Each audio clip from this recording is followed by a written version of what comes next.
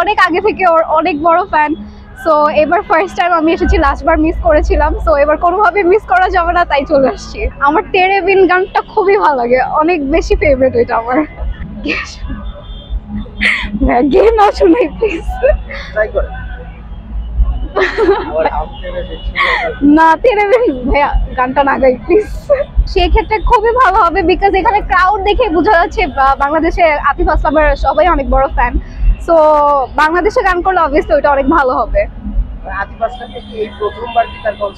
জি এই প্রথমবার। একদমই হয়নি, আমি অনেক বেশি এক্সাইটেড ছিলাম, ইভেন 1 উইক ধরে আমি অনেক বেশি এক্সাইটেড যে কবে হবে। ইভেন টিকিট যখন বের হয়েছে তার সাথে সাথে আমি কিনে ফেলেছিলাম যেন এবার কোনোভাবে মিস না হয়। খুবই ক্রাউড দেখে অনেক ভালো লাগতেছে, and this is the first time আমি আতিফের জয়েন করছি। আমি লাস্ট টাইমে আসতে পারি নাই, আমার এক্সাম ছিল। তো হ্যাঁ অবশ্যই ভালো লাগতেছে, অনেক ক্রাউড, অনেক সুন্দর, এনভায়রনমেন্ট অনেক ভালো, তাদের সিকিউরিটি অনেক ভালো। আমি যে লাবক আরো অনেকগুলো গান আছে, খুবই মানে ওদের মানে ওনার সবকিছু সব গানই প্রায় শুনছি, খুবই সুন্দর হবে। আমি মনে করি সাকিব খানের নতুন কোনো মুভিতে যদি আতিফ গান গায় তাহলে হিট হবে, মানে অনেক ভাইরাল হবে, আমি এটা মনে করি।